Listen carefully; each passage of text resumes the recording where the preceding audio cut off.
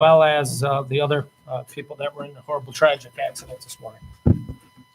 I pledge allegiance to the flag of the United States of America and to the republic for which it stands, one nation, under God, indivisible, with liberty and justice for all.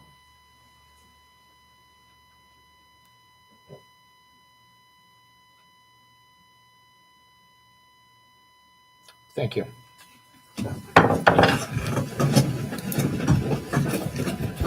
Roll call, please. Robert Carnahan. Here. Ralph Miller. Present. Randy Niemeyer. Present. Greg Parker. Here. Richard Sharp. Here. Julie Rivera. Here. John Foreman. Present. Jill Murr. Present. David Austin. Here. First up tonight is a public hearing, ordinance number 1335, Riveld Public Way Vacation. Mr. Austin, legals. Mr. President, the legals are in order. The notice of public hearing was duly published timely, and the notice to the adjacent property owners was made as required by applicable law. Thank you. Do we have any remarks, Jill, with Mr. Riveld? One of the things to note is the property to the north of this in 2011, the council had approved a vacation similar to the one of the request this evening. Okay, thank you. Julie, could you please read ordinance number 1335, please? Ordinance number 1335, an ordinance vacating a public way in the town of Cedar Lake, Lake County, Indiana, and all matters related thereto. Thank you. Moving along, do we have any remonstrators in regards to ordinance number 1335 located 13920 Huseman? Any remonstrators in favor or against? Okay, seeing none, we will move into town council discussion. I would just like to add for all the council members here, I looked at this on the GIS. Essentially, the gentleman's house sits up on the hill on the lake. He also owns the property all the way down to the lake, but between the property that goes to the lake, there's a small, narrow strip of land that is up for public way vacation.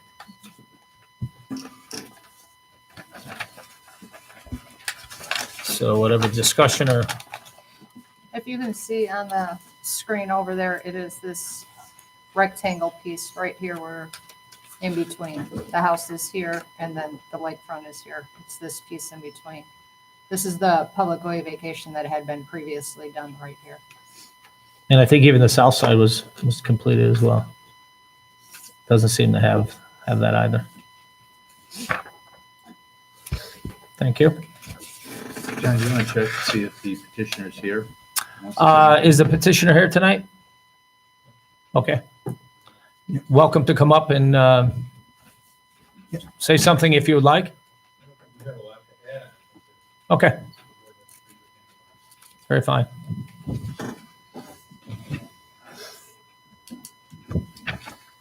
What's council's pleasure? I'll make a motion to approve ordinance 1335. We have a motion to approve by Randy Niemeyer. Do we have a second? I'll second. And a second by Julie Rivera. Roll call, please. Robert Carnahan. No. Greg Parker. No. Ralph Miller. Yes. Randy Niemeyer. Yes. Richard Sharp. Yes. Julie Rivera. Yes. John Foreman. Yes, motion passes 5-2. Mr. President? it's a Yes, sir. It's a two-reading item. It'll need to be on the next agenda. Very good.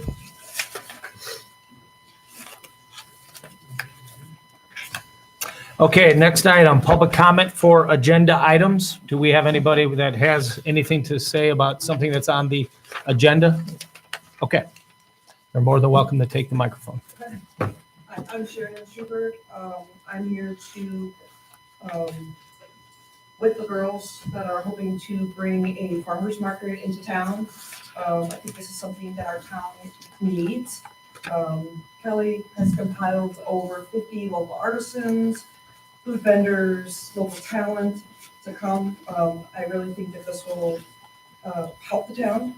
It also will, I also would hope that maybe the town might consider the innkeepers fund to help with us with advertising and entertainment and any other small fees that we might incur doing this. Has that fund already been Yes, divvied out? for this year. For We this don't year. have any this year. If it all goes through and looks good, maybe put us on the docket for next year for the year's fund then. What month is that usually, so they can plan for next year to request that? What month would be Start getting January, requests in February? January. January. January? So, okay. Do we have to officially sign something or? Send us a letter. Send a letter. Just send a letter to Jill. Very good, That'd be very fine. good. So we just hope that this is something that you might agree with. It would definitely would be great for the town and the camaraderie of the. Great, thank you. Okay, any other public comment agenda items? With nobody standing up, we'll move into the consent agenda, please. Item 1, minutes of the April 16th, 2019, April 30th, 2019 meeting. Claims, all town funds, $547,457.53. Wastewater operating, $139,880.20. Water utility, $83,967.52. Stormwater, $33,927.19. 2017 RDA, A, B, and C construction, $680.27. Payroll, April 18th, 2019, for May 1st, 2019, May 2nd, 2019, and May 16th, 2019, $574,000, $859.65. Manual journal entries, April 1 through 30th, 2019. Item 4, donations, totaling $2,650. DARE for $1,000 for Douglas MacArthur, $100 Elmwood Funeral, $100 Austin Kuiper Jositis, $100 Casey's General Store, $100 Burdan Funeral Home. Police, $200 Fraternal Order of the Eagles, Volunteers in Policing, $867.29. That was via Tag Day, and also $132.71 by Judith and Ricky Almach. And Cubs bus donation, $50 from Cedar Lake True Value. Sweet corn sales, June 22nd through September 15th, 2019, in the True Value parking lots being approved. Town grounds use for the Iron Horse 4x4s on August 25th, 2019. Also, Cub Scout Pack number 129 overnight camp, June 14th and June 15th. Item 7, clubhouse waiver requests, Cub Scout Pack 129 on Mondays from 5:30 to 7:30 from August 26, 2019 to May 18, 2020, and non-functional equipment for disposal. And I think that sums up and rounds out the consent agenda. Mr. President, Yes, sir. can I request that you exempt the claims out of that so some council members can vote for some of this other stuff if they don't want to vote for the claims? I have no problem with doing that. All right, I will make a motion to approve the claims without the Veritas Group being approved. And then if you want to go and approve them after we approve everything else, you can go back to it. Okay, so you're making a motion to Yes. approve all but the Veritas Group? Yes, sir. Okay, we have a motion on the table for I'll the second consent his agenda, motion. with the exception of Veritas. And we also have a second. Bob made the motion, Greg second. Roll call, vote please. Robert Carnahan, Yes. Greg Parker, Yes. Ralph Miller, Yes. Randy Niemeyer, No. Richard Sharp, No. Julie Rivera, No. John Foreman. No. Motion fails 4-3. I would ask for another motion. I'll make a motion to approve the consent agenda as listed. Okay, we have a motion by Julie for consent agenda as listed, Second. and a second by Randy. Roll call vote, please. Robert Carnahan, No. Greg Parker, No. Ralph Miller, Yes. Randy Niemeyer. Yes. Richard Sharp, Yes. Julie Rivera, Yes. John Foreman. Yes. Motion passes 5-2. Thank you. Moving into ordinance and resolutions, ordinance number 1321, Ravens Public Way Vacation. This was an item that was deferred from 4/16/19. Mr. President, Yes. if I may, one of the items discussed at your April 16th meeting Mhm. was a licensing agreement for parking, which is under new business, item 1. Okay, And Mr. Ravens is here. okay. Do we want to take both of these items up at the same time then? The talk on the public way vacation was the breaking up of the right of way there, the roadway. Correct. Half would go to county, half would stay within the town. So if you were wanting to, in agreement with Mr. Ravens, to eliminate the public way vacation and possibly enter into the agreement, these items could possibly, one would outweigh the other one. Okay, So we would need to first consider the ordinance for public way vacation, whether we're for or against it. First, since it is on the agenda. Or it could There be needs to be removed some- from the agenda. It was on your agenda because it was per, deferred. yeah, per the because discussion that There- ensued at the last meeting, perhaps we should just make a motion to remove it from the agenda for tonight. And then while Mr. Ravens is here, we could talk about the new business item. I would For think the you sake could of time. probably strike it permanently from the agenda. Okay, without a vote? Well, I would rather have a vote on the ordinance at that point. Okay, Mr. President, yes, sir. if you strike an arrangement or a license agreement with Mr. Ravens, Right, a withdrawal of the application for public way vacation can be made by Mr. Ravens, and that will remove it without action of the council. okay, we'll do that then. I'd like to move into the item with new business since Mr. Ravens is here tonight. Thank you for coming, sir. Condolences to Yeah. your team and the family of the deceased. It was a terrible tragedy, and we're very saddened by it. I'm sure you are as well. Oh, man. It's awful.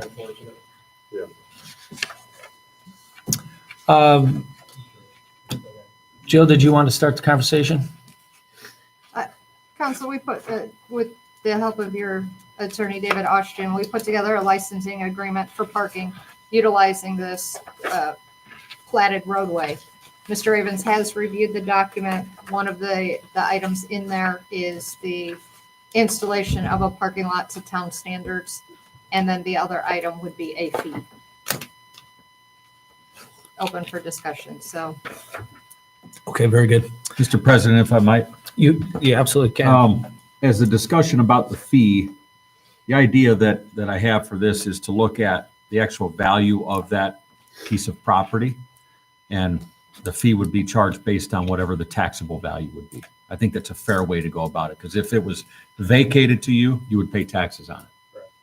So, I mean, I think that's just a fair, common sense way to resolve the issue. Okay. Okay,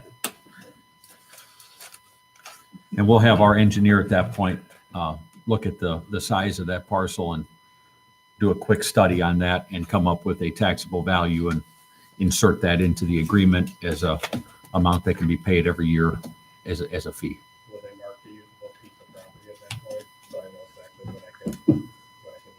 I would assume that would be a part of that, wouldn't it, Jill? Involving some surveying. well, I think we can. Whatever the usable part of that property is. It's an easement today, so I think without spending a lot of money on a, There's a legal description appended to the ordinance and to the application. You can use that and Okay. have staff or have engineers go out and stake Okay. that without doing a survey. I would agree with that. If you want to avoid a survey, Common sense way to handle it. absolutely. Common sense way. So that being said, you seem to be okay with the logic that Mr. Niemeyer has proposed? Mr. President, I'd like to make a motion on the licensing agreement for parking to approve it contingent upon engineer review and assessment of a fee based upon that review, based on the taxable value of the parcel. Okay, we have a motion contingent upon engineer review and the fee based on the taxable value of the property. I'll second it. We have a second by Ralph. Motion was made by Randy. Question. Are we going to ask him to withdraw his vacation first? You haven't voted on this yet, Bob. Okay, we'll You do that then he's afterward. protected. Okay, Roll call, please. Robert Carnahan, Yes. Greg Parker, Yes. Ralph Miller. Yes. Randy Niemeyer, Yes. Richard Sharp, Yes. Julie Rivera. Yes. Don Foreman. Yes, motion carries 7-0. So that being stated, Mr. Ravens, would you be willing to strike the item that we had on ordinance and resolutions for the public way vacation? Okay. Mr. Austin, no vote needs to be taken on that? Note for the record, the withdrawal of the application by the petitioner. It's gone. Okay, thank you very much. Thank you, sir. Rory, thanks. Item number 2, ordinance number 1337, Beacon Point PUD amendment. Julie, could you please read that ordinance? Ordinance number 1337, an ordinance reclassifying certain lands in the town of Cedar Lake, Lake County, Indiana for zoning purposes and amending ordinance number 496 being an ordinance replacing zoning ordinance number 278 entitled Cedar Lake, Indiana, zoning ordinance passed and adopted by the Board of Trustees of the town of Cedar Lake, Indiana, and all amendments passed subsequent thereto, repealing zoning ordinance number 278, all amendments thereto, and all ordinances or parts of ordinances in conflict herewith, establishing new comprehensive zoning regulations for the town of Cedar Lake and providing for the administration, enforcement, and amendment thereof in accordance with the provisions of the Indiana state statutes, passed by the town council of the town of Cedar Lake, Lake County, Indiana, the 13th day of December, 1989, and all amendments passed subsequent thereto. Thank you. Chris Sir? Anderson, 9211 Broadway, Maryville, Indiana. Basically, what we're talking about is Beacon Point, which was approved in 2017. And we're talking about the far south end, which is called Phase 4. There were 72 units in there for quad buildings, fourplexes. Now that's been changed, and there's only going to be 38 units in there. So this is the new configuration of that. So there's a reduction in that development of 34 lots. And we have given tonight to Jill the signed First Amendment to the development agreement and the guidelines, which were all approved at the Plan Commission, and be happy to answer any questions that you have. They weren't final at the plan commission. Jack was going to make a couple of tweaks to it. Did you get those, Jack? That was for Oakwood. That wasn't for this one? Okay. This Thank you. was April 16th. So I think those. Can't keep up with all the projects you bring us. I have, not on this ordinance, but on Beacon Point. Is there a possibility that those names can be changed from Beacon Point and Beacon Point East and Beacon Point West?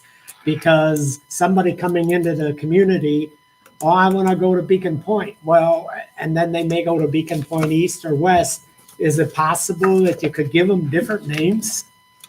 Your name is Robert, we call you Bob. Yeah, but I've had people who say to me in the public, why aren't they different names? Well, it's a pretty big sign out there for Beacon Point, and I think they can have just as big a sign probably for Beacon Point West on the other side of the street. So at least it is geographically correct in that the east is the east and the west is the west, so that is a little bit. It's I just, think it's really trying to get some continuity to the project, showing that the two are together. you know, I'm just letting you know what I'm hearing on the street. Thank you. Anybody else have any questions? Mr. President, I'd like to make a motion to approve the first reading of ordinance 1337 PUD amendment. Okay. We have a first by Randy One and a reading. second by Okay, it's Rick. Adoptive. Adoptive reading.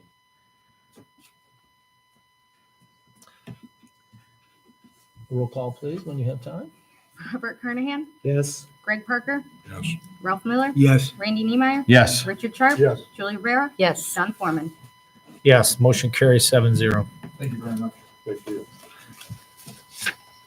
And I might add that this Beacon Point development was originally approved in 2007, and the Beacon Point East as well as a PUD. And it had lots of multifamily and rental type buildings and everything. So the dense development was decreased significantly by these folks here who purchased the property. And when they purchased it, the zone change was given prior to 2007, so it stayed the way it was. So Better known as Union Station. it's reduced density, which is, I think, a good thing. We have ample.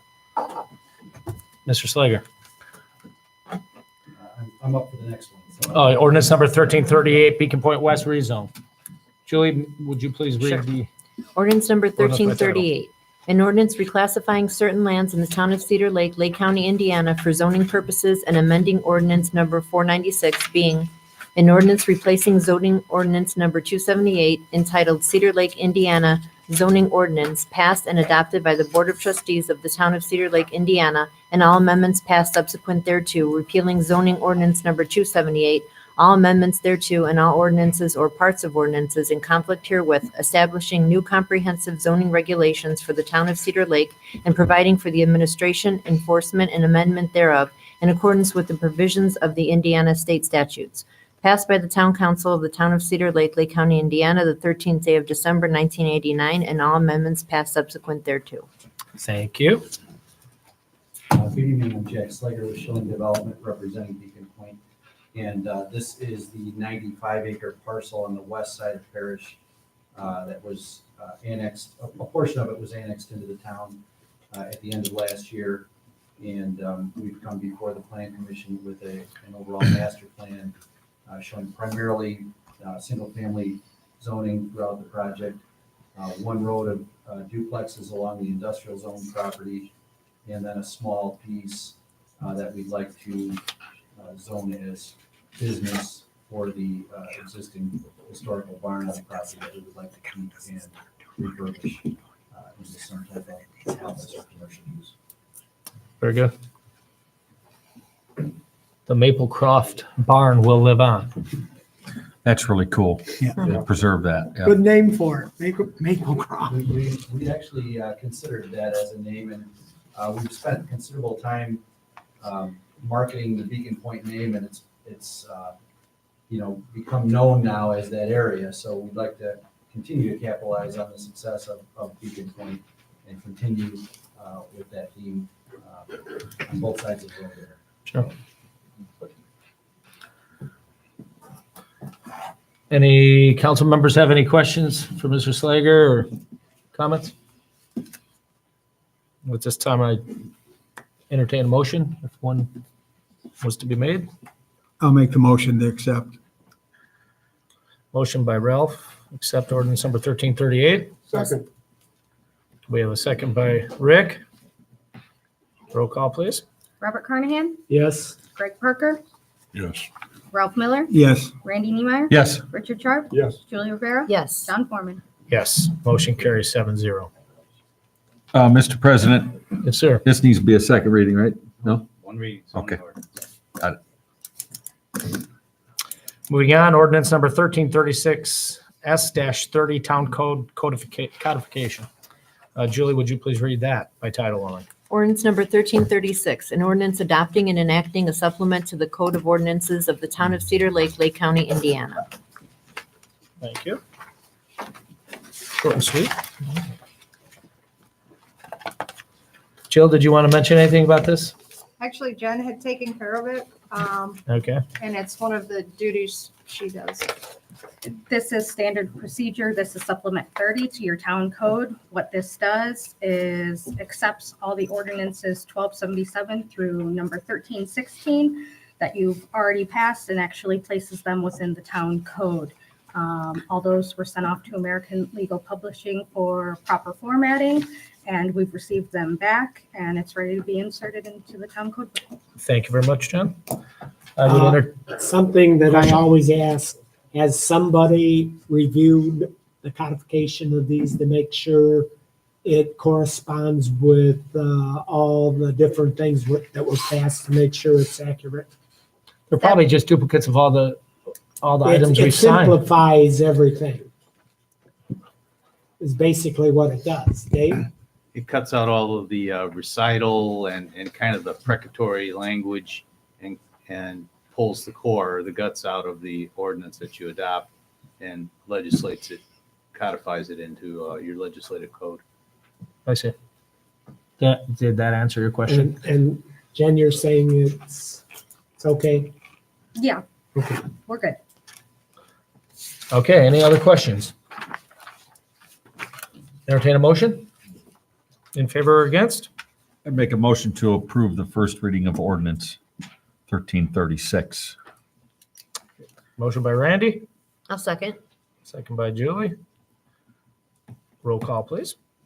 Robert Carnahan, Yes. Greg Parker, Yes. Ralph Miller, Yes. Randy Niemeyer, Yes. Richard Sharp, Yes. Julie Rivera, Yes. John Foreman. Yes, motion carries 7-0. Mr. President, make a motion to suspend the rules to allow for second reading. Approved. I'll second. Okay, we have motion and a second for second reading. Roll call, please. Who had that second for? Ralph, I think, had the second. Randy, Ralph. I thought, Rich, did you make the second or Ralph? No, Ralph did. Ralph did, They okay. speak at the same time. We do They can sit stereo next down to here. each other. Okay, roll call. Robert Carnahan, Yes. Greg Parker, Yes. Ralph Miller, Yes. Randy Niemeyer, Yes. Richard Sharp, Yes. Julie Rivera, Yes. John Foreman. Yes, God bless you. motion carries 7-0. Julie, would you please read ordinance number 1336, Sure. town code codification, please? Ordinance number 1336, an ordinance adopting and enacting a supplement to the Code of Ordinances of the Town of Cedar Lake, Lake County, Indiana.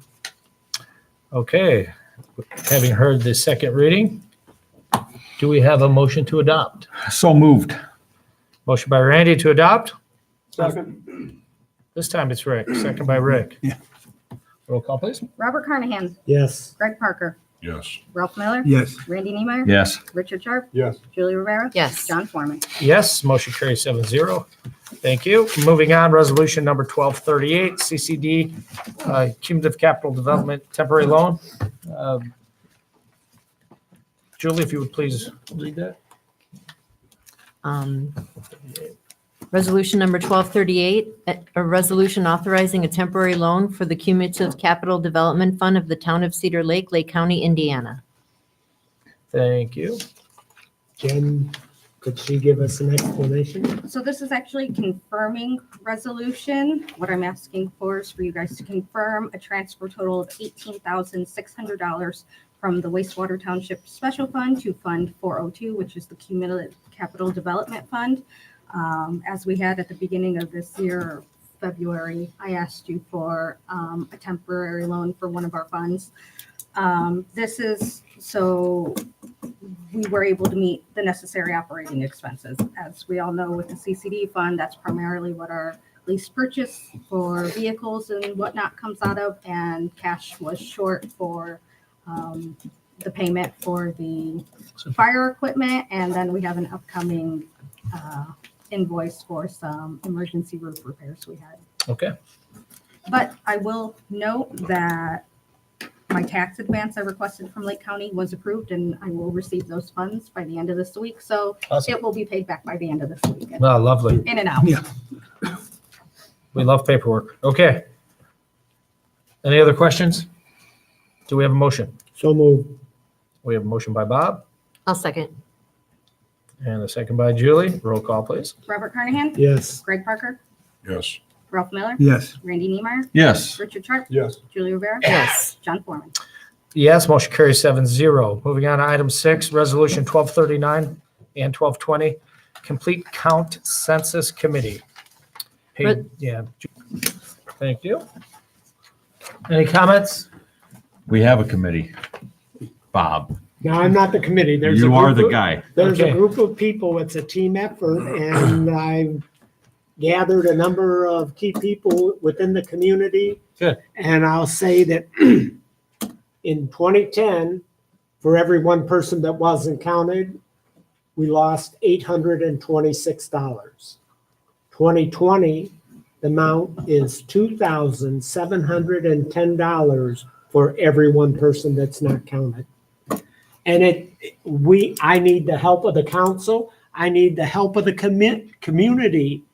We all have to make sure everybody fills out those census forms starting in March of 2020 to see that we get every penny we deserve. Jill calculated what we lost in 2010 to 2020, over $19 million. Could have paved a lot of streets with that.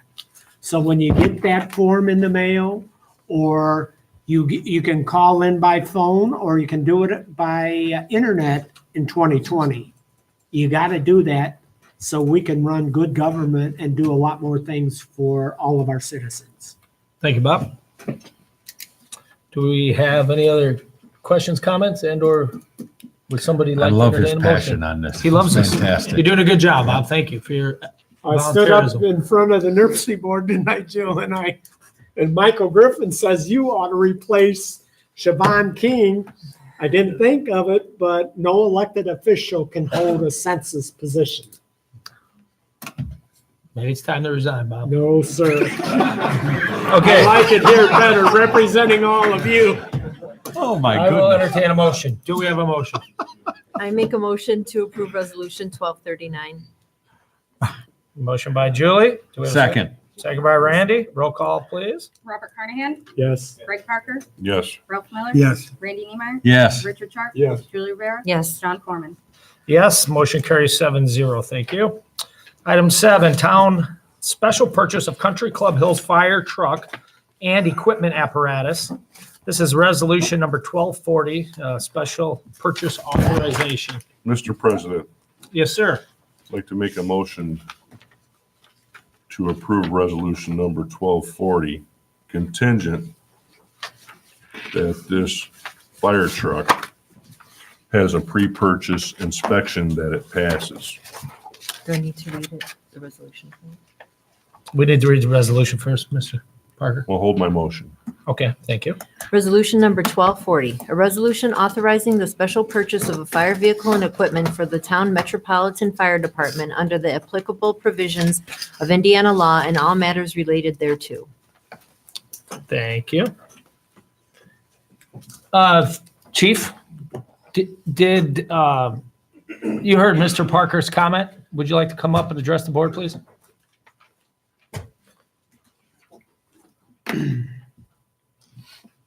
What can you tell us about?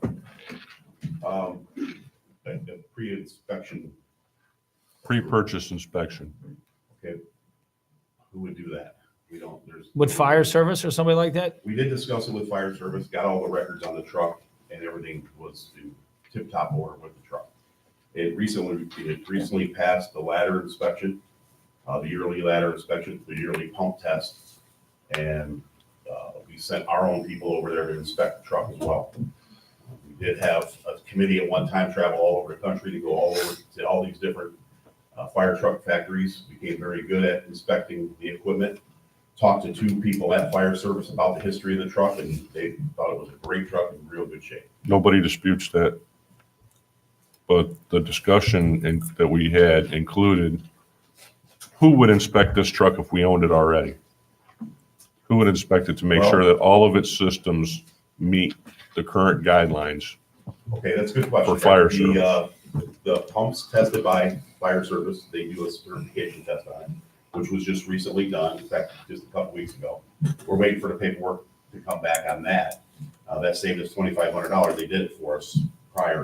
Okay, that would be one inspection that we're requesting. We want, basically what we want to know is that truck's been inspected and ready to go into service, and there's no issues that it would fail an inspection in the next year or so. Well, it was in service at Country Club Hills up until recently, when we recently made the attempt to buy the truck, and so to speak.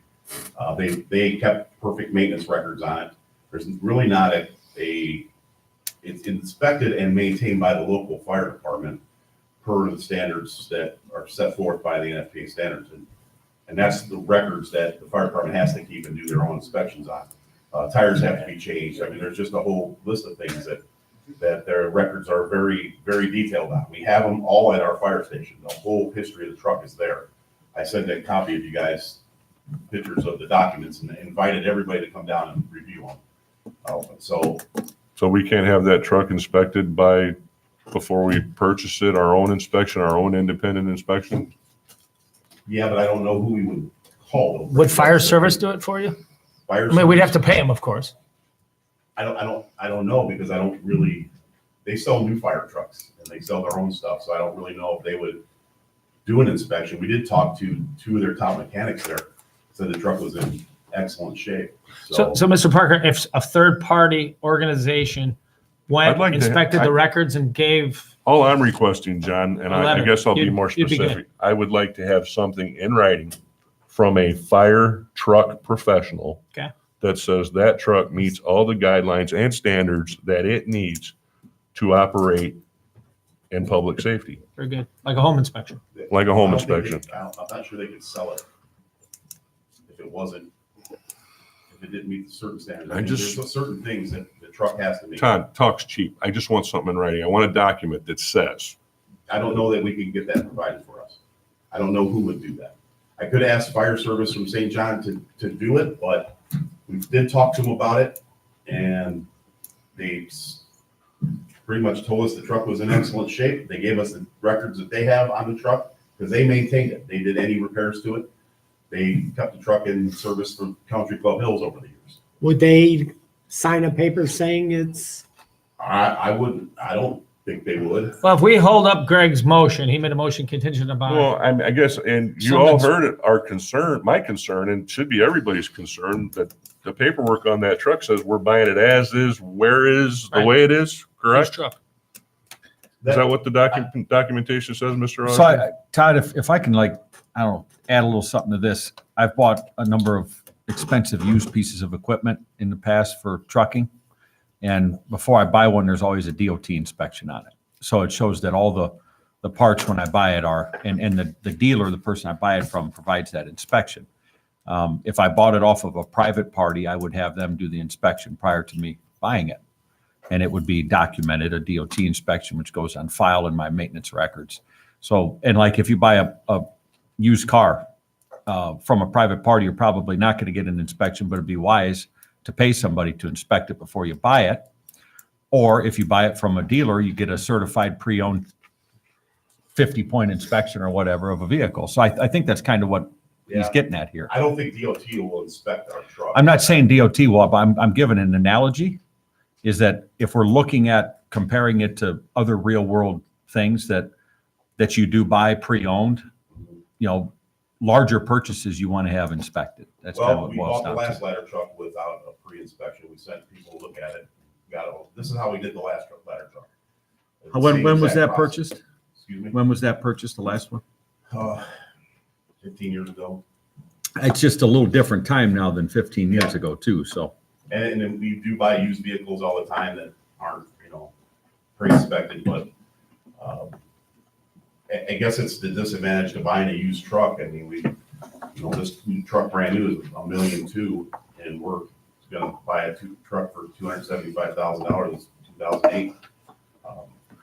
It does, I'm not telling you it's a perfect truck. It's got some dings and beat up a little bit here and there, but overall, the truck is very solid. And Would it be possible though to reach out to fire service and say, hey, could we run this thing through here for an inspection so we can get some things documented? So in the first year, we don't have a $50,000 repair that we weren't expecting? I can ask them. yeah. Or even wouldn't hurt ask to them ask. if they could just go there and crawl under it, Well, they've done. look that. at the records. And we've talked to the two mechanics that's been through that truck. But I'm not sure that fire service would stamp their name on a used piece of equipment for somebody else. I'm not sure that they would do that. I'm not sure. I guess we can ask. I know when I called Sean Junker and asked him if he would be interested in our current ladder truck, he was not. And he wouldn't even give me an estimate of what it was worth. Right. Because he said he just doesn't want to get into the used fire Well- truck business. My concern is it's a $275,000 taxpayer purchase. I just want certification from someone that is a professional that does this. Do we do that with all the equipment that we buy, like public works use stuff? And is that standard? Or- All the public work stuff they buy, like trucks, all have to have DOT inspections, so. So I know that the fire trucks are exempt from a lot of stuff, so I'm not, like I said, I'm not. Todd, all I'm saying is we don't want to put $100,000 into this truck after we just paid $275,000 for it in the first year. I want somebody to say that it's good and put it on a piece of paper in writing. Tim wanted to say something. I noticed that you guys use Osh's equipment to work on stuff. They actually come out and, we've had them certify the bucket truck, do an annual inspection and give us a certification that it's up to being used for the We could ask They, them as they well. just check, they go through a checklist, they check the brake, like you're saying, DOT, bucket, I check the hoses and they actually give us a sticker on there and certify that it's good for the season. They provide that service for the bucket truck, so. Well, Just the go I know the ladder was certified. The ladder on it, the bucket on it. And that's done yearly, So the right? ladder Yes. and the Yeah. pump, you Ladder know. And the pump, yes. And the truck. I mean, let's have the whole thing inspected, folks. I mean, we're gonna make this investment. Let's do it right. I think if the ladder and the pump, which are yearly things, is that right, Todd? If we could get documentation We have attached, okay? We have that. And we have the last year's pump cert, and then they just had it recertified. He just called me the other day and said they just did it, I don't remember, last Wednesday or something like that. So we do have all that documentation on that truck. And we have the whole series of the years that the ladder itself was tested. What kind of engine's in that truck? I Uh, can't remember. It's a Detroit, I think. Is that a 13 I'm liter? sorry, Cummins. Okay, is that the ISM or ISX? I don't know.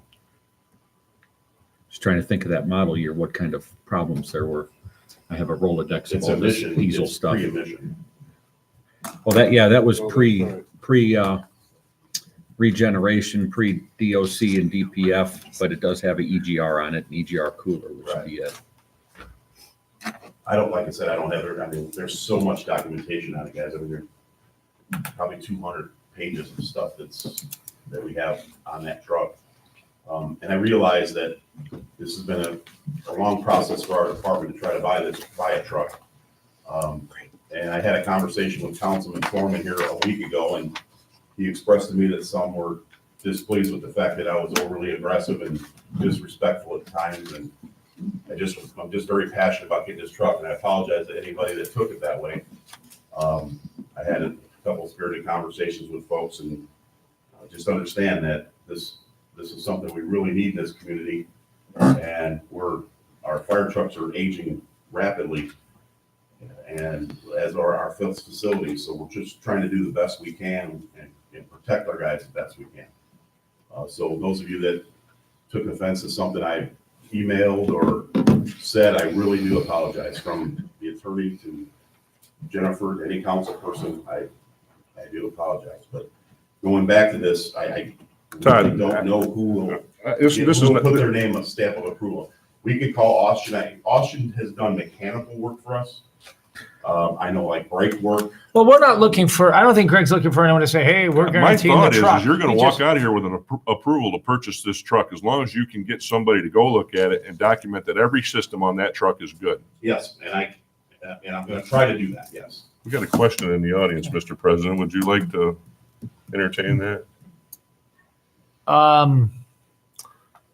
We'll keep it to the chief. I think we hold it till public I comment. think you ought to, they may have something that, Oh, okay. On behalf of Councilman Carnahan, what would you like to ask? I don't have a question. My husband works for fire service, and Oh. I messaged him, and he said that they had a company that outsources to check the fire trucks. So I'm not sure. Beautiful. He said he would have to Beautiful. look back. Is that what I have here? Thank you He for, would have to get an answer tomorrow. He doesn't know that they would outsource his truck, but fire service has somebody check their used equipment. Wow, Yes, awesome. Their trade-ins, yeah. okay. Am I? When he told me that the ladder truck, if we would have traded in our ladder truck on a new truck with them, Right. they go through their testing and certify. And that's the ladder and the pumps, I believe she's talking about. That's the same thing that they actually told me. So ladder and the pump. And They outsource the ladders to UL, Underwriters Laboratory, and then the pump to a different pumping. And then as far as the mechanical operation of the piece of equipment, is that something that Austin could do? Check the brakes, check the Yeah, he's functional repaired- parts yeah, of that? He's repaired our brakes and stuff on our trucks Okay. before. So, yeah, So maybe this is kind of a two-level approach at this point. yeah. for I inspection. guess we would have to pay them to go to Country Club Hills to Sure. spend some time with the truck. I think that'd be money well spent, just to be on the safe side. If there's something wrong, then they can fix it before we buy it. That's what I'm after. Absolutely, Greg, but also, I mean, we spent a lot of time with this truck and went through it with a fine tooth comb. Todd, I understand. I know, but. I just there's want nothing obviously documentation because they put in their contract as is. Well, it's a And- 10-year-old truck. I understand that, and I have no issues with it as is. But show me that it's good, because then we may have some recourse to go back and say, or we get it fixed before we buy it. Sure. It's only right. I'll do I just my wanna due be diligence. responsible. I'll call Ostrich, I'll call fire service again tomorrow and see Very if good. there's anything that they'd be willing to, do for us. Like I said, we did have the records on some stuff, but as far as brakes and stuff, I know the truck does need a couple tires. But, other than that, I mean, they're a little worn, but they're not bad. I don't think anybody's gonna squawk about tires. We're squawking about what costs $100,000. It's always $50,000 or $100,000 to fix Well- something on a fire truck. Yeah, 100. You're right. You're exactly right, though. Anything on a fire truck is $100,000 to fix. We'll buy That's what tires. it is. I don't care about the tires. I care about the stuff that's gonna cost $50,000 or Right, $100,000. that's the turntable, the ladder itself, and the pump. And that's the most expensive parts of those trucks. And those have That's been because they inspected. have to be certified for us to drive or ride on, or put them up in the air and have somebody in the bucket. And that's why they are certified every single year. The mechanical operation of the truck is just like any other truck, like Randy said. That's my motion. I think it's fair. I don't dispute that. I tried to get Todd to buy a hot air balloon basket. You bolt it to the end of his ladder and call it a bucket, but he wouldn't go along with it. So, okay, any other comments up here? Okay, we have a motion with contingent of inspection on the table. Can I make one, what would we tell Country Club Hills tonight? Tell them we're We're gonna buy sending the a truck guy as up long as it just to- passes It will be inspection. purchased Sending an and outside passed. contractor up there to just crawl under it, start it, look at the records and give And us a put it in- thumbs up or a and- thumbs and down. put it in writing. Yeah, give us a letter saying, Yeah, we believe this and our recommendation is safe and sound, or this has issue A, B, and C that should be addressed. However they deem necessary. That's their business. Thank you. Okay. We have a motion with that contingency on the table. Do we have a second? I'll second that. Okay, second by Randy. Roll call, please. Robert Carnahan, Yes. Greg Parker, Yes. Ralph Miller, Yes. Randy Niemeyer, Yes. Richard Sharp, Yes. Julia Rivera, Yes. John Foreman. Yes, motion carries 7-0. Congratulations, chief. Got a new Almost truck. have a truck. Not quite, Mr. Niemeyer. Moving into It'll be item B, fine. resolution It'll be number fine. 1241. be Master fine. Equipment Lease Purchase Agreement. If you could please read that, Julie. Resolution 1241, a resolution authorizing and approving the execution and delivery of a master equipment lease purchase agreement for certain town fire department vehicles and equipment and all related instruments and all other matters related thereto. Thank you. Does anybody have any questions, comments about the reading of that? Mr. President, I asked resolution? the town attorney to offer his legal insight on the Indiana bidding requirements in this item. Well, that would have been the last item, but in relationship to this transaction, the public purchasing laws of Indiana require competitive and open bidding for public purchases. What you saw in that resolution was a delineation of the exception to the requirements of Indiana law that are valid and legal and allow special purchases to be made under conditions that are described as such and validated as such. That was my opinion. That's what I drafted and presented to you, and it's my understanding that that was approved at the last vote that was just taken contingent with the contingency. This resolution is the companion that, well, authorizes the financing for it. You're going to refinance 2 current pieces of equipment and apparatus, and you're going to finance the purchase of this unit from the city of Country Club Hills in a lease purchase transaction. The company we've used before, Jen has vetted them. It's about a $316,000 refi, if you will. It'll be payable over an 8-year period. and it will be at or about the same amount of debt service monthly that you make now. And I would add that our clerk treasurer has done an excellent job with refinancing this, and we're going to save about $1,000 a year with the refinancing, correct? Give or take. I would agree with that, Bob. I think she did a great job. Mr. President, would you please let the record reflect the comments of Mr. Austin relating to resolution number 1240? Absolutely. We'll make sure those get in the minutes. I would like to make a motion to approve resolution 1241, master equipment lease purchase agreement. I'll second.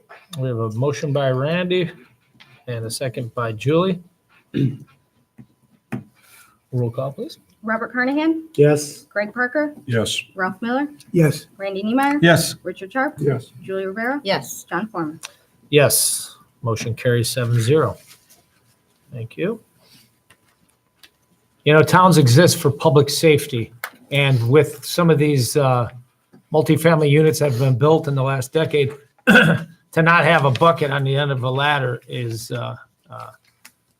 not a good idea, especially with some of these condos that are on the lake and there's cars and it's hard to get to. So adding a little bit extra length to the ladder and having a bucket that young people, old people would have, you could jump into and save a life. I think it's huge. So I think it's a good step forward for Cedar You Lake. approved the purchase of the fire truck, buddy. That's right. I just want to make a comment. You're still selling it.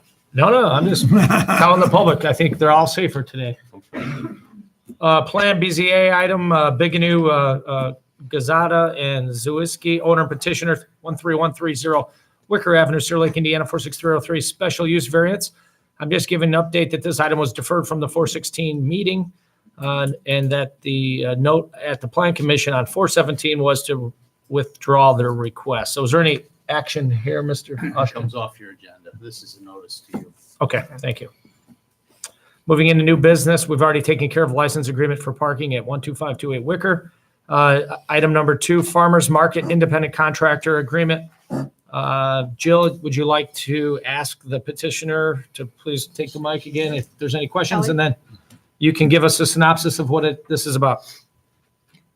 Council Kelly Dykstra approached us on a possibility of putting together a farmer's market for the town. This would be an independent contractor agreement to do that function, basically on the second and fourth Wednesday of each month through the end of October, with the exception being the possibility of next Wednesday. Looking for unique items, no two vendors alike, handcrafted items, various family function items, a possibility of a special every time she has a event of items such as someone doing the balloons with children, different family events, face painting, and the like, a bounce house, and not just make it a farmer's market where people are just selling random stuff, make it into a family event from 3 to 7, with allowing for setup to begin at 1 p.m. on that Wednesday, take down through 8 p.m., and allowing the use on the town grounds here. Okay.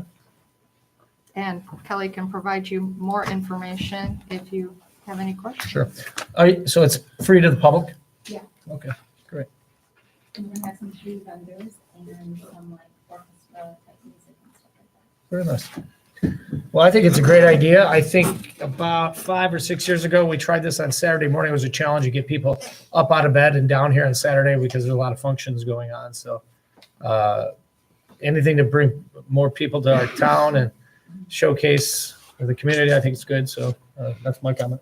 My question is, and I asked Kelly this about, the conflict with summer camp and soccer, and what about parking, Jill? Yeah, I was just I gonna mean, ask the if same thing. if we have the hundreds of people that I know that Kelly will attract to this One every of the time that thing- we have this We have market. discussed that. We have 2 soccer practices left for this spring season. I've talked with Brandon, the possibility of maybe switching days. We'll see what the fall soccer registration is. Maybe extend that use, seeing as how the event goes. day camp, her event not starting till 3. That's when the bulk of our summer campers leave anyway, because we run that from 9 to 3. Your aftercare has a smaller attendance. So working with that, and Kelly's aware of this, that was a priority of mine, was making sure those children are safe, and working with Brandon, who coordinates that program for us. So we don't have really the same parking issue with summer camp. Okay. It's the timing of that and making sure that they still have access to the park areas. We've discussed looking at their grounds, and there'll be an area where summer camp will be. Same with the beach. They use the beach a lot of times in the afternoons, and the gazebo area. So those are areas we're kind of staying away from for the event. Okay, I'm excited about this. I think it's great. John mentioned last time we did it, it was a failure for a number of reasons. It wasn't just Saturday mornings. But I think with your passion and excitement and the ownership you're taking, it's going to be a success. Just be careful how much success you wish for, because if people really buy into it, it can become a monster all of its own. But this is an exciting thing. I think it's great to provide a little diversity of opportunity for the community. It's good to see citizens taking ownership in the community. So that's a really important step that you're taking, and appreciate your enthusiasm and passion. Mr. President, Jill and I had a conversation this morning about that property that we own across the street. And I don't know why we couldn't come up with some kind of logical plan to use that for a parking lot rather than have to mow it this year every 2 days. So couldn't we dig that out and gravel it and utilize that for some extra parking for special events over here rather than Will we need to do a crosswalk, Chief Colson? That would be the only impediment I would see to that. And tear down that ugly fence. So people can walk killed. right directly in. there's a gate out there, John. We're gonna get a new fence one of these days, I promise. It just we own it. That's a good idea, Greg. I think it's awesome. I heard you were going to paint the fence this summer, John. That's right. I think it's a great idea, Greg. I think it's a great idea. Do we need action to get that done, or direction, or? Mr. Kubiak, you have any grindings around? Want to put another pet project on your list? Okay. Thank you. Well, I would think we would consider the farmers market independent contractor agreement first, correct? Yes. Okay, so do we have a motion for in favor or against the farmers market independent contractor agreement? Make a motion in favor. Motion. I'll second that. Greg, second by Randy. Roll call, I please. do have a question. Yes, sir. It's for Jill. Insurance. Insurance requirement, she has already sent me over a quote, and I have that sent over to our insurance agent to review. There are requirements incorporated in the document, which are our standard insurance requirements, and we had previously discussed that. She was given the same attachment that we have attached to, for example, the Summerfest resolution and those requirements. One of the other things, we considered on here, and you'll see in the exhibit attached with this, is there's no alcohol, no smoking. We're going to try and make it a smoke-free farmer's market. So some of those things are covered within the document here on the insurance requirements. Hey, John, Tim has a lot he wants to say tonight. Yes, sir. I've got a quick question. Is there any way that we can include that somebody or they get those bathrooms cleaned at the end of the night before they go home? Or is That's that part of it. That is included in there on restroom maintenance. That's all I got. I got you covered on that one. I already knew that one was coming. I have no further We questions. also Thank set you. up, if I could, we also Sure. set up the agreement incorporating on, once she hits a certain amount of vendors, after she hits 40 vendors, then we get an additional fee on top of that. I So see. that was incorporated into your agreement as well. Okay. Pretty cool. We have a first and a second on the table. Roll call, please. Robert Carnahan, Yes, yes. Greg Parker, Yes. Ralph Miller, Yes. Randy Niemeyer. Yes. Richard Sharp, Yes. Julia Rivera. Yes. John Foreman. Yes, motion passes 7-0. Good luck to you. Yeah. Well, thank you. Thank you very much. It's greatly appreciated. Okay, last item under new business, Patty's All-American Partnership Proposal. Council, similar to how we've had agreements with Midwest Ice for programming, we advertise the programming, we get a percentage of those fees that they collect. Patty's came to us and made a proposition and an offer. If we advertise, they said the water bill in their presentation and their letter to us, if we put a coupon, so to say, in our monthly newsletter, our residents would be able to use that code to waive the $39 membership fee that they have. And then Patty's would write us a check for advertising for that. Any of the residents that use that code, we would get a check from them for the $39. So kind of a cross advertising and being able to offer other programs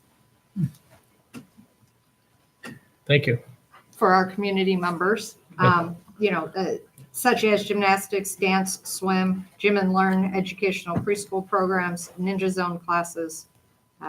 So this is not for current members that are there, and the code would change monthly, so. I would reach out to her as well and just let her know that we have that great building over on 129th called the Town Club, I guess, Cedar Lake. Clubhouse. Well, Monastery Clubhouse, that we didn't want to name the Monastery Clubhouse.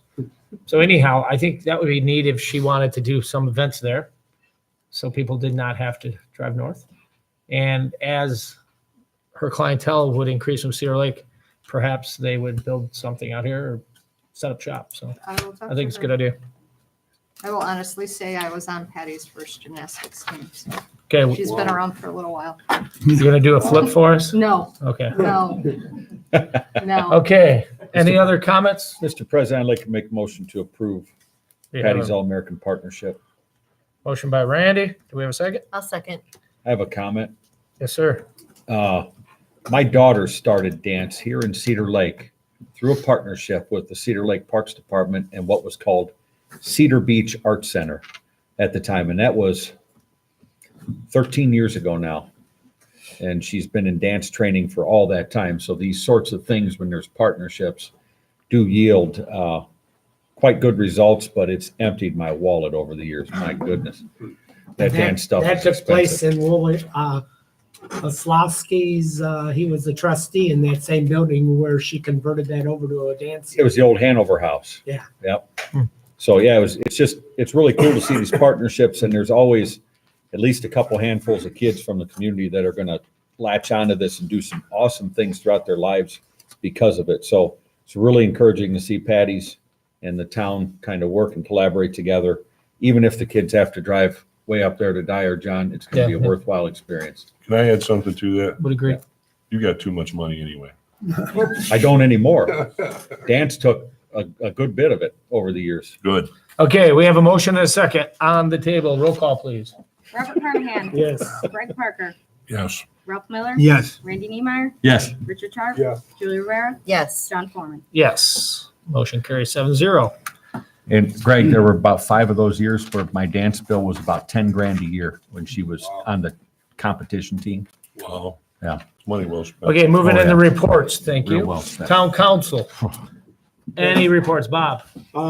May 27th is Memorial Day, and American Legion will do several programs. The first one starts at 8 o'clock at Meyer Manor Cemetery. Then they move to German Methodist. Then they move to Holy Name. Then they move to Zion United Church of Christ. And then they have a parade that starts at 10:30 down by the Sandbar Grill and ends up over at the American Legion site right across from the Boys and Girls Club. And that's usually at 11 o'clock, and that's the only time that property's ever used. Great. Thank you. It's a neat little parade, and for those of you who haven't been to it, I think it's worthwhile. I have a report, Mr. President. Yes, sir. Last night at the Town's Redevelopment Commission meeting, of which I'm a member, we took some action which was the first of its kind in this community. Some time ago, Brad Lambert from Summer Winds Commercial had approached the town and been in the town council, and there's a concept of a commercial development. And he was looking for some TIF support. He made a pretty tall request of close to $600,000, to which the RDC rightfully went through a process and developed some TIF expenditure procedures, as well as a developmental matrix, we call it. So all of these requests will be scored objectively against a set of criteria. Really great document. It's actually something that Veritas worked on for us and gave us something to measure these requests against, because as the town grows, we're going to see some of this where businesses want to be here and they want some kind of incentive package. And our policy here has been to never throw the whole farm at this thing. So what we came up with last night was the town has always invested TIF revenue and utility revenue in infrastructure. That's what we've always done because it creates the best possible public benefit. So there were two items on his list of the request that had to do with infrastructure and had to do with mainly storm sewer, which is something we've invested heavily in the area with the Army Corps project through Utopia, as well as the reclamation of the retention pond back behind Elmwood Chapel. So that was something, there was about 270,000 in value in there. So we proposed to Mr. Lambert that over a 7-year period, on a yearly basis, we would support that $270,000. So it's spread out. But now the great thing is that since it's tied to utilities, we don't have to use all TIF funds for it. We can spread this out through several funds.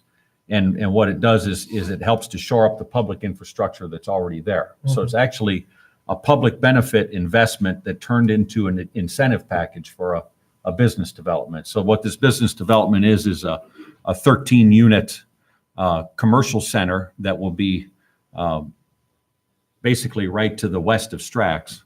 That would include professional offices, possibly restaurants and things like that, things that the community, as it grows, will utilize and need. And Mr. Lambert's been very patient and very good with working with us. And it was a really exciting night in the redevelopment commission to consider for the first time ever an incentive package like that. We worked with Strax on a package that was infrastructure based. It was a little bit different, but this one here was kind of a standalone commercial development that went through the process, was scored on the matrix. It scored, 460 points out of 950 available. And so out of his request of 560,000, that percentage almost matches what we offered in an incentive. So it all really kind of worked out. It was a great process. Took us about 5 months to get through it, but done very well by the RDC. And these are tools that we hope to use as we go forward to help not just build houses here, but to see a business development and some momentum come in the business community with all the residents we have here. So great night, John. And to the audience, it was fantastic to be a part of. Nathan Viss, the chairman of the commission, put a lot of time into the TIF expenditure policy, as well as working on the matrix with Jill. And Jen as well has been an integral part of this from the financial side. So hopefully Mr. Lambert gets this project off the ground here pretty soon, and we can look forward to a new commercial center right in that area. Great, thank We you. really need one of those commercial developments for every residential development that we get to offset the cost of the residential development. And this would be about $4.6 million in commercial investment. So once maximum occupancy is reached, you're looking at pretty healthy tax collections off of that as well that will support the reinvestment in the TIF district, which supports the infrastructure investment. So big win for the public, big win for a business owner last night. Everything turned out pretty well. And I agree with you, Greg. And that's why I was so excited about being able to come to some kind of a agreement to move forward that was mutually beneficial and was a win for the town. It set a good example, yes. Yep. Absolutely. He also commented, well, I think people are ready to come here, and then you countered and told them that it is a place to be now. Yeah, he used the word that we're on the cusp, and I said, no, we're not. We're here. Well, that's No one evident by the Times article that dining, ice cream, seafood, steakhouse, florists, boutiques, heating and cooling, all with the name Cedar Lake behind them in the first, second, or third best places in the region. So it's pretty cool. It's And he also asked. coming south. He also How we asked plan is us important. to consider tax abatement. which I don't suspect that that'll be something that'll be considered, but that'll be up to the council. That won't Right. be up to the Who RDC. said that? Lambert wanted us to consider that. It was just an ask. It was a counter. That's all it was. You better get some counseling or something. Okay, thank you, Randy. Anybody else? Julie? No, nothing. No? Okay. Town attorney? No report. Okay. Jen, clerk treasurer? Just going through the daily motions, lots of stuff to do, working on reports. I anticipate hopefully bringing a few things before the council next month in regards to capital assets and managing and planning. Thank you. John, I had one more report. Yes, Sorry. yes. Today, Mr. Foreman and I met with representatives from Republic Waste. They are our old, new waste provider. And at the meeting when they announced their buyout of GMI, I had some blunt questions for Mr. Rosenbaum. And so we addressed some of those things today. They provided us with some information on the waste marketplace, which I found interesting. Most people might not. But we talked a lot about what we're looking for in service in this community, as well as price. We all understand that over time, especially when you employ people and you have trucks, prices do increase. We currently have a contract with them that they will honor through the end of the contract.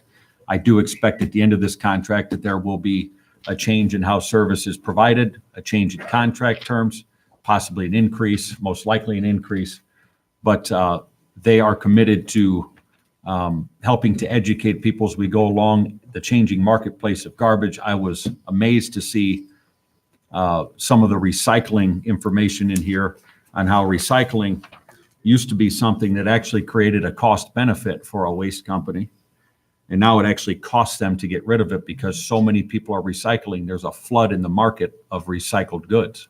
So it's one of those things that, boy, you thought that you'd never hear that from a cost standpoint, recycling's not that great. It's still good to do. So everybody's got to commit to it, but there's a different cost structure to it now. So there's some great information in this packet that I would like to give to Jill to put into the record. Thank you. I'd like to tag on to that. Lake County Solid Waste used to have 27 recycling places across all of Lake County. They're down to 9. And I've been going down to the one at Public Works, and when I see people going in there, I tell them they're throwing plastic bags. You can't put plastic bags in there anymore. There's a list of items that Lake County Solid Waste has placed on that board that you need to look at. We were that close to being shut down. They shut Maryville down, they shut Crown Point down, and we pay, hello? Old's gone. And Lake County Solid Waste pays about $30,000 a month to get rid of that stuff through Waste Management. And I'm going to meet with the executive director down at Public Works tomorrow, Tim and I, at 1:00. I don't know what's on her mind. I hope it's not to close us down. Somebody, they got slots in there where you put cardboard. Somebody tore a plastic shed apart and slid that plastic shed inside there. I pulled it out. They've been putting bumpers in there. Somebody put a desk in one of them when we had all the open covers, but they're getting rid of those open covers. But it is getting horrible down there. You can only recycle number 1, 2, 3, 4, and 5. Number 6 is styrofoam. You can't recycle that anymore. And number 7 you can recycle. So 1 through 5 and number 7 are the only items you can put in there. Thank you. I'd like to tag on to that too. Yeah.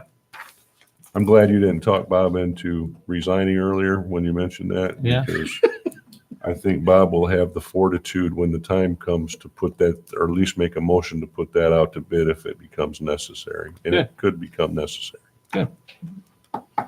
I think they fully expect us to do that based on our conversation today. Yeah. And maybe there'll be another GMI out there. I Never never know. heard of them when we got the contract, but it was a good one. Saving Jill, us a lot of money. do you have any comments? I do have comments. Back in March of 2017, I had secured an E85 grant, which was all of our police vehicles and one or two from Public Works. That original grant amount was $72,000.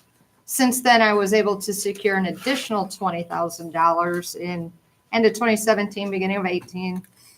And I have just been able to secure an additional $40,000, bringing the total amount of that up to $132,000. So for the next 2 years, we'll be able to secure another $20,000 each year for the E85 fuel, which is an 80/20 grant through NERC for the alternative fuel. So that helps out our general fund budget, and the police department, police chief and your director of operations have already been made aware of that. So by buying those vehicles that we're able to utilize the alternative fuel, we're able to have some cost savings on through this grant to our taxpayers.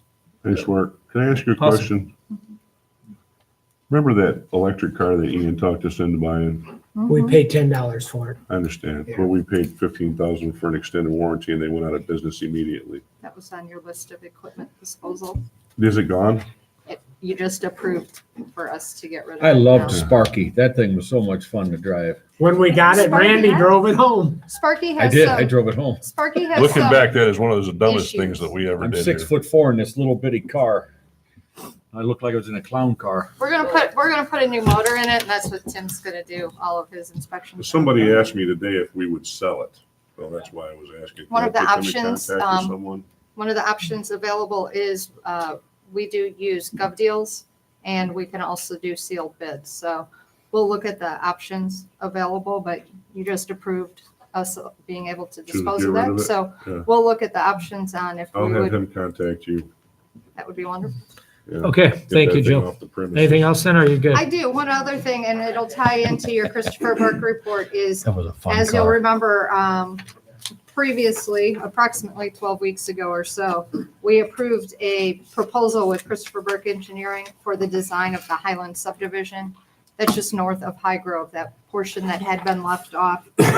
Additional surveying was required. I did authorize that additional surveying. DVG just gave that to Don on May 1st. So design is continuing. We're looking at seeing that design into June now. Okay. There was some additional work that needed to be done there. Great. I think. Thank you. Staff, are we gonna go to them next? It Yeah. says town administrator. Yeah, that's correct. Tim, do you have anything? Chief Dave?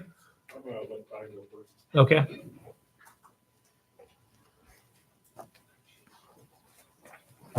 Chief Todd, you're up. Let's have a couple things. In light of this morning's tragedy we had on US 41, we did receive some good news today. You're looking at some of the guys over there that actually saved 2 people's lives this morning. Thank you. And one of them is actually named Paramedic of the Year of 180 paramedics in the St. Anthony system. Chris Kraft, if you could come up, I'd like to recognize you in front of this council tonight.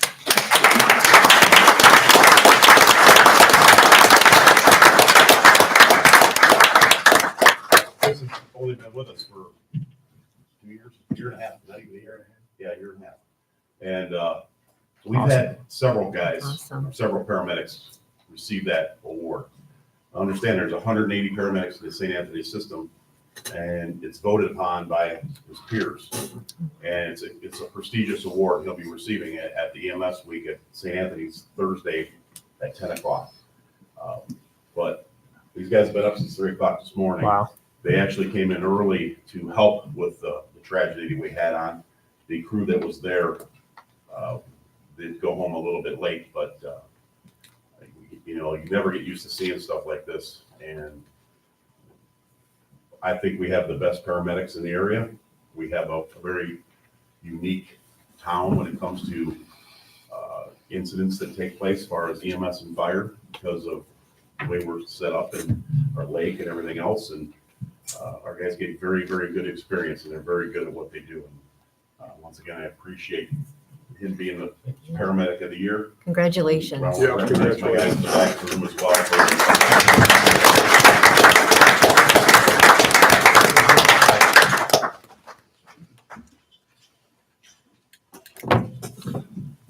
Nicely done, Todd. Oh, I forgot to mention, the Cedar Lake PD and our VIPs, was out there side by side with us.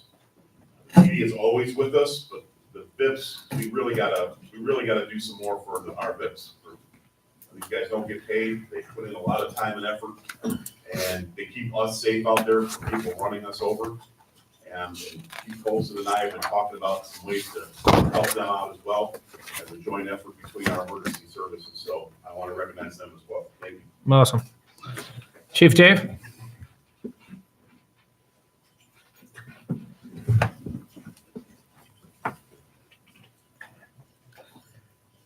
A couple of items. I wanted to recognize 6 of our employees, 5 police officers and 1 civilian who received awards on May 10th in conjunction with the District 1 Chiefs Law Enforcement Association, recognized for their service here in Cedar Lake in 2018, as well as 2 that received Lifetime Achievement Awards through the organization. So I want to recognize those officers and civilians for their commitment and dedication to the town of Cedar Lake over the years, and especially for their actions in 2018. Who were the officers and what did they get awarded for, Chief?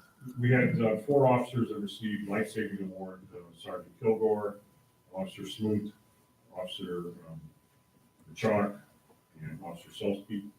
There was also a heroic award that Officer Solsky received based on the shooting incident that he was involved in 2018.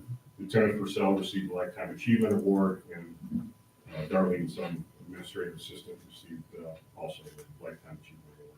So I wanted to make you aware of that and recognize that. Oh, Give them a round of applause.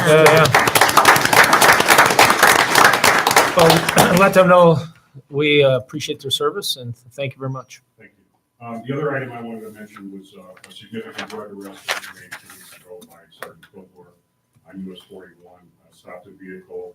Subsequently, the vehicle was searched based on actions of the occupants, and 5 pounds of methamphetamine were taken out of that vehicle, destined for many places, and not only in this area, but Illinois as well. So I want to recognize him for that. Wow. So, Read about That's that in the awesome. paper. and the final item that I wanted to mention was a training, kind of in continuation of the programs that we're trying to bring to the community on May 28th at 6 o'clock, 6 to 7:30. We're offering a program at St. Michael's in conjunction with Father John and the U.S. Attorney's Office. It's going to be a program addressing internet scams, phone scams, many of the things that are occurring on social media where people are getting contacted and enticed into providing money and funds to individuals for no service at all. So we're going to have that program and we invite the public to attend. That's all I have. Sounds great. Thank you. Yeah, Awesome. Thanks, Chief. Excellent. Okay, written communications. I have the item for Cedar Lake Ministries up. Esther Miller, is she here tonight or no? Okay, so Esther Miller she's the Director of Development at Cedar Lake Ministries, is doing a Picnic at the Lake concert with a live band. Kids 5 and under are free. Tickets do not cover food from restaurant vendors. And you can go on to cedarlakeministries.org/picnic to buy your tickets, it looks like. And it's I don't see the date on this flyer. Why? July 1st. June 1st. June 1st. Okay, am I missing it or is it just not on Right up this at the flyer? top, first line, John, first sentence, on the letter. On the Oh, letter. no, I'm saying the flyer doesn't have the date. Unless I'm missing it. Yeah, right up towards Oh, the right top, right under Iron Bell Music. Oh, says June 1st. June Okay, 1st. there it is. All right. So yeah, it's June 1st. Okay, so then other written communication, we had Christopher Burke, engineering report. Jill, did you want to comment on that as well as cover the building department at the same time? A lot of the items in the Christopher Burke report are ongoing. The Highland subdivision project was one of the main ones we've been focusing on. Okay. Additionally, if you'd like to if you have a chance, look at the report and the various items Don's working on between stormwater and your plan commission. We've added those additional items to the report to kind of show you a lot of cross communication on plan commission and the items he reviews that aren't necessarily brought before council. Okay. Are we doing anything with Noble Oaks, Jill? Are we getting a plan together for that or no? Noble Oaks, we just finished that up last week. I have not had a chance to review the documents that he submitted. Great. Those things are moving. That's the name of the game. Okay. I guess that's it. Any public comment? You can come up, state your name and address. Yeah, just state your name and address for the record. Let me comment. My name is Cindy Harbin. I live in Shades Edition, the southeast side of town. And I'm here to comment on the horrendous condition of our roads. I have a lot of my neighbors here. We're here in solidarity. I happen to live on Wheeler Street. I contacted Mr. Parker about this. And I'm just wondering if anybody knows when we're gonna get our roads fixed. We saw that South Shore got beautiful roads with curbs. They did. And we're just wondering, when is our turn? Well, here's what we've been doing in the last probably 12 years. Is that about right, Greg? Yeah, At least 12 years. That's how long we've been here. John. We've approached various older subdivisions that were a subdivision before the town was a town, okay? And we had engineers go and assess these various subdivisions. And we looked at many facets like the water running into the lake because we're trying to do the eco restoration project, et cetera. So we weighted them and weighed them, and we've been attacking them as fast as we can with your tax dollars. And we have been bonding for those. So for example, last year we spent $4 million up by MacArthur School. And High Grove and South Shore. High Grove and then South Shore, probably 3.5 Jill-ish $1 million. But not only did we just dig up and put limestone, we put storm drains in next to the roads.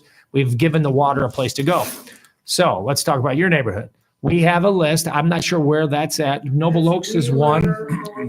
I know exactly where it's Yeah, at. yeah. And it's not on the list. It's not yet on the list. It's not yet on the list. Because No. we have flooding problems in that area also. You do. It is. It's way down the list. 144th Avenue It's was part just of your next recently set of closed projects down of after the those two. heavy rains. And it's not the first time. You do. And 145th, you could get through, but the water was running over the roadway there also. Yes. I've lived on Wheeler Street for 40 years this year, Mhm. and that road hasn't been paved in over 38. I shared mean, it's been It's- quite long. I shared with It her, has. I shared with her the suggestion of some sort of policy to continue reconstruction projects as these bonds pay off. Right. And I think she's going to be the type of person to make sure that you do that.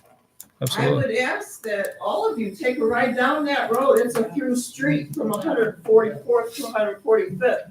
To see that I'm not exaggerating, I don't think any of you would put up with that where you live. I don't disagree with you. Everything east of Moore Street has been neglected for decades. I would agree. Decades. And there needs to be a plan put in place to continue funding these things as soon as possible. Yes. And as to Mr. Carnahan's suggestion that everybody needs to fill out that census, I mean, if this is what it's gonna take in order to bring this, More you money. know, our streets up to par. It does make a difference. What it's going to take is elected officials, though, that are going to be aggressive enough to continue reconstruction of the town. I mean, no one has a problem with telling you that there's guidelines for this and guidelines for that and things that they're going to hold you to account for. You have to hold them to account too, because the taxpayer's job is to make sure the elected officials deliver what they need. If they don't, replace them. Fact. Right. I've They've got a job to called do, so do you. Several times as far as the street department, they'll come out, they'll patch it, but it doesn't last maybe a week or two. So, I mean, it's just not taking care of the problem. I mean, the kids can't ride the bikes down their street. People are driving up into people's lawns because they're trying to avoid so many potholes. It's a cow path, basically. So I. Yeah, that appreciate whole area up there is It's- terrible. It's terrible. We know that it is. And it has to be done right, ma'am. It has to be done properly. And it'll If we take just several try to million dollars to asphalt, do it. it'll break up in 5-10 years. It needs to be done right with storm drains, give the water a place to go. We may need to get some land and it's on the radar, but it may What not we have been need on to the do most for them recent list. immediately, John, is Yes. get a crew out there to get everything patched up as best that it can be, and then get a plan together to get it reconstructed as soon as possible. Okay. A funding plan. And I Yeah. believe on that asset management plan that's on the list after the ones we're working on now or close to that part of the list, isn't it? We have just finished that up coming out of winter. It's over to LTAP for their review. So once we get their final approval on that, we'll present it to you. I anticipate Okay. that in the next couple of weeks. Yeah, so what we do is every couple of years, we have an asset management plan updated as part of our ability to go get funds, what's called community crossings money. So the state of Indiana passed a huge gas tax increase. Well, they make us go beg for the money, although it's your money. So we have to put together this asset management plan, which is an engineering plan that scores the roads based on the PACER rating system. And so once that's done, we submit that for grant money so we can do some of these neighborhood reconstructions. I believe the maximum amount we're eligible for is $1 million.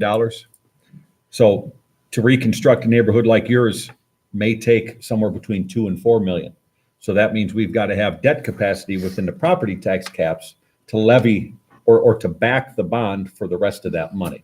Right. So that involves what Greg said, rolling off a bond issuance and putting more on. And also the growth of the community helps because the net assessed value increases, which gives us more funding capability because there's more taxpayers.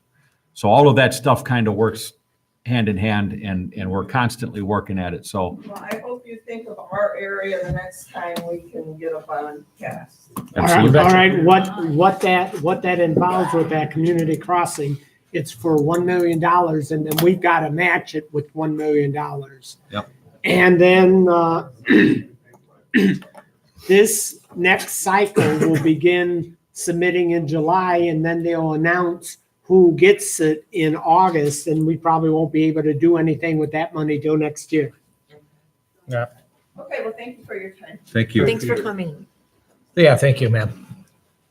Sir, I'm from the same neighborhood she's from. Okay. Willow Street, and What's your name? Caleb Bernard. And, Caleb, can you just state your address for the record as well, please? 14438 Willow Street. Thank you. I was out Tuesday just taking some pictures, just so you guys could see firsthand how bad these roads actually are. It's dangerous. I have to walk up and down to get to the bus. I step in the hole, and that's what I It's absolutely atrocious. So Yeah, can we look at them, please? Your dad's the soccer coach, right? yeah, he is the soccer coach. Yeah, he was my son's coach for a couple of years. What an awesome guy. What a great coach. And it's impossible to play soccer anywhere near. I'm sure. Enjoy the Yeah. roads. Yeah. Yeah, they- I like that. they're not your roads. Do that there. Yeah. It's too bumpy, it's too holy, it's everything's messed up. Oh, yeah, it becomes dangerous to even ride a bike around there. And you can't do anything on that We'll road. pass them this way since Greg knows this I've neighborhood. been pretty well. over there already multiple times. And like she said, I invite you guys to ride down Wheeler Street and try to avoid all 28 of those potholes. Because I counted 28 potholes in that road, and that's not even including that. 28 potholes. Hey, Tim, when was the last time you and your staff were out there patching? We're actually trying to work on that whole series of roads right up there. Okay. They are as bad as they're saying. They're It's down. horrible. They out actually don't even seem like. And the rain doesn't help much of that The either. roads, the road is just so deteriorating. We're trying to put some millings down and we're gonna try to do some chip seal on them this Okay. year, just to try to do something, because they're bad. I mean, I would definitely classify them in, they're some of the worst roads in town. Yeah. And we are aware of it. We're trying to, that's why we said, if you notice on a couple of those, some of them there, I'm not sure exactly which road, we put some millings in the holes and we're trying to get them ready to roll them and then try to put some chip and seal down. We're going to try to put you guys over for a little bit. They need You help guys there. are doing that for years, but it's gonna deteriorate. It's not- No, It's a temporary fix. Yeah, it's a temporary. Yeah, Yeah. We understand that, Caleb. But the permanent problem's gonna be about probably between a $2 and $4 million fix, and we don't have that money today. Right. So it's a matter of a process of getting to that point. If So- we get the process in place though, where we pay off road bonds and we keep that money dedicated to road bonds, it'll be a faster process Yes. than starting over. My concern with all that, and I've said it repeatedly, when a bond gets paid off, somebody says, well, there's money that's freed up here, let's do this with it, or let's do that with it. If you have that money dedicated to continue road construction, every time one of those bonds is paid off, you can continue reconstructing for the next 100 years.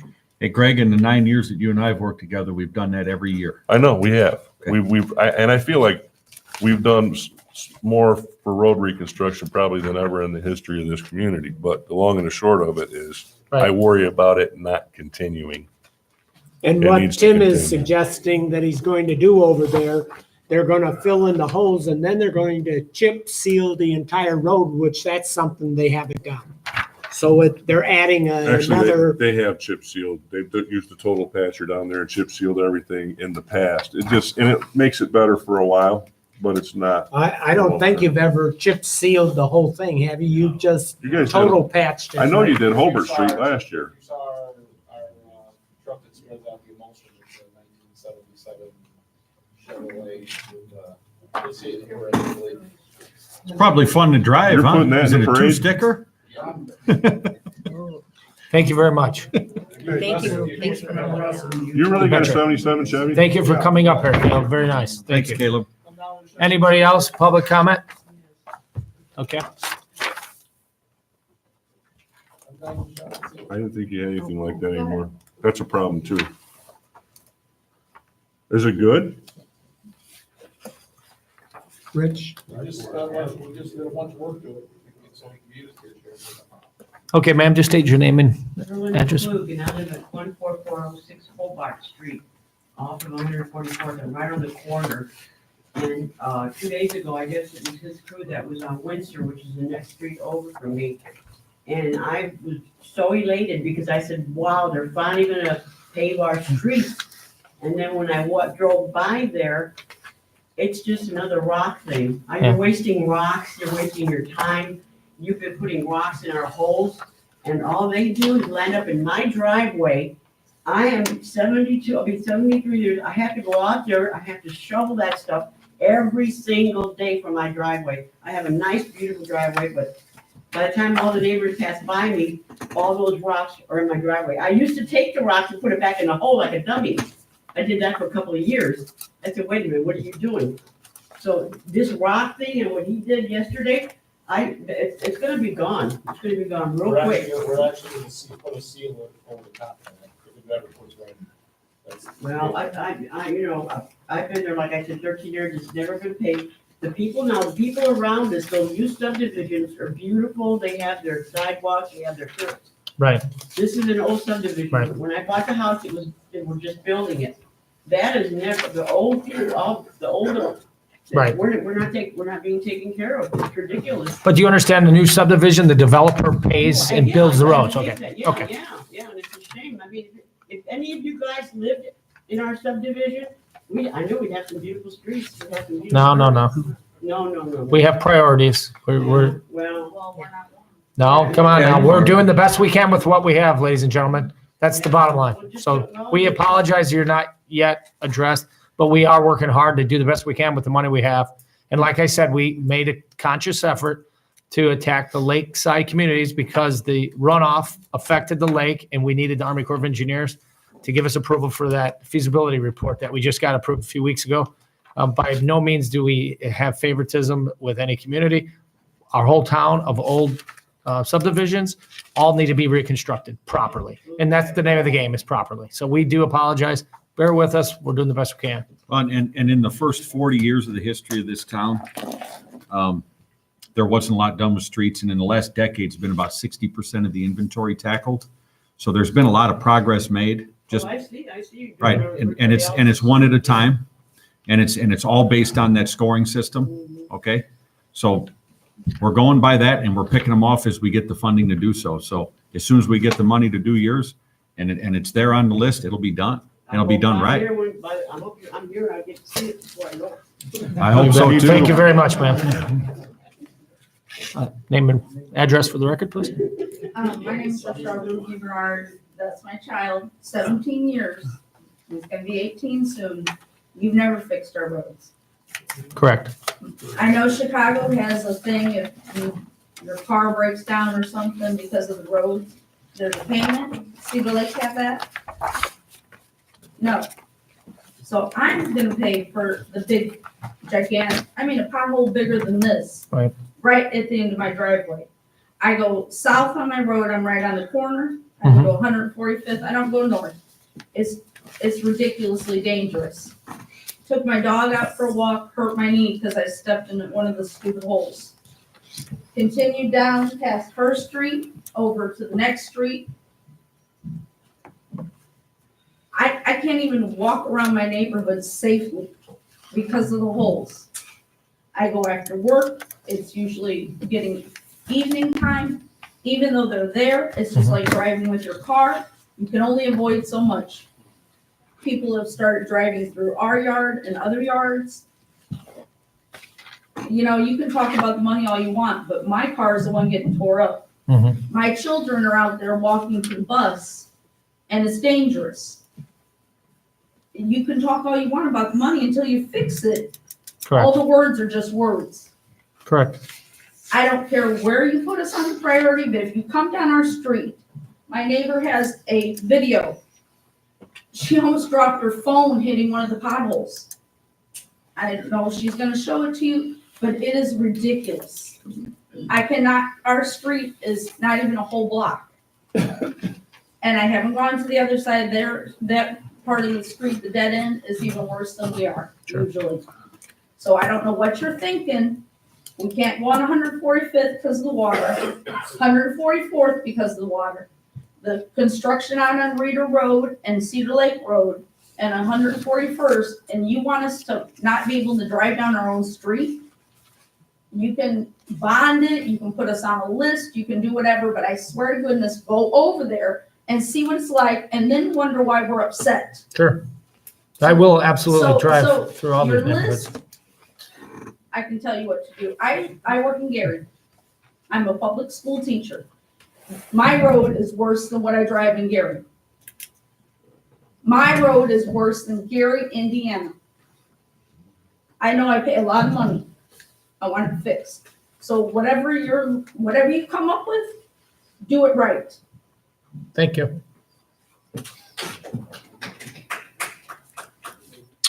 Okay. Without seeing any other hands for public comment, okay.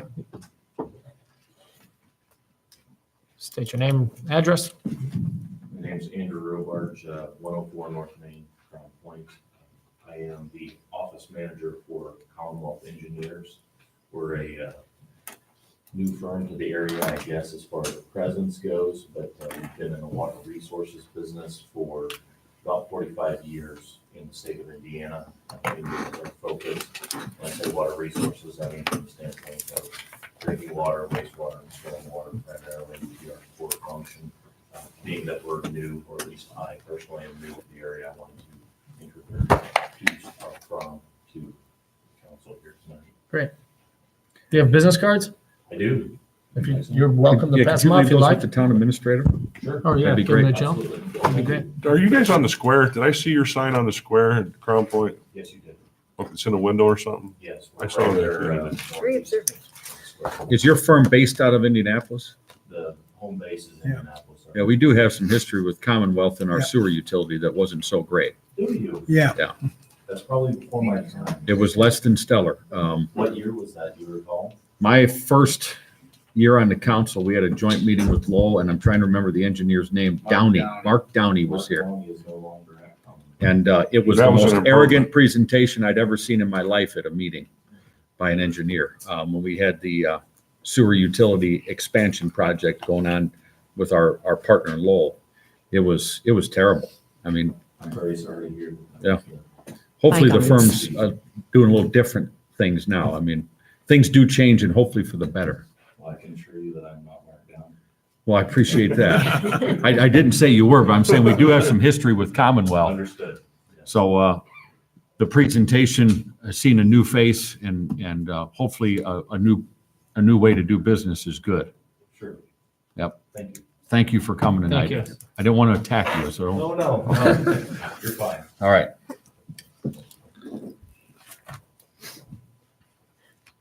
Okay, without seeing any other hands for public comment? I have one more thing, Mr. President. Yes, sir.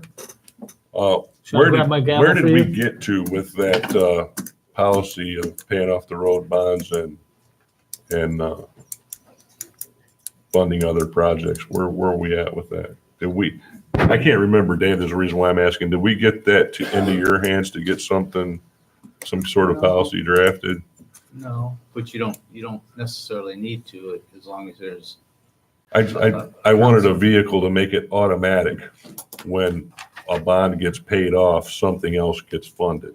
Is there a way to do that or no? With your legislative action here in the public meeting forum is the way that you would take any action. Yeah, I understand that. Inclusive of that. But then I have to trust a future council to actually do it. Fact.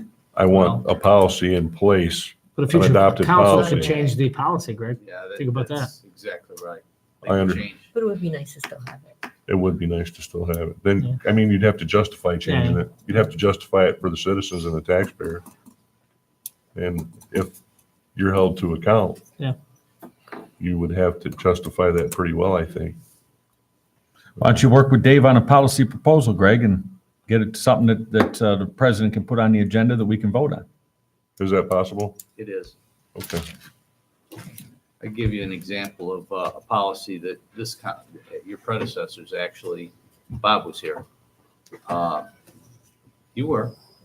Bob's going to be here in 25 years. That you adopted, I think it was in Absolutely. 2006, that you declined to consider extra jurisdictional connections to your sanitary sewer system unless annexation occurred. And that policy's held to this day. In fact, it's been a bright light in your dealings with folks who are looking for your sewers. Thank you, Greg. Thank you, Mr. Usher. Okay. Without any other comments from the council, meeting is adjourned. Thank you. We have a utility board meeting directly following this. That's correct.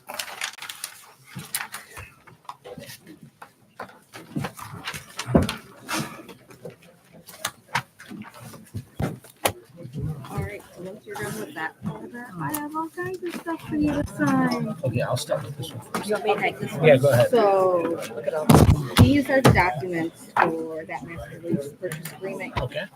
So go through page by page because there's no full spots, but Let's do this. I'm just handing it to you as I get them. most of the pages you sign, I will sign, and then there's one. Congratulations, you got a perfect record. Yeah. 100% of the time. You've gotten what you asked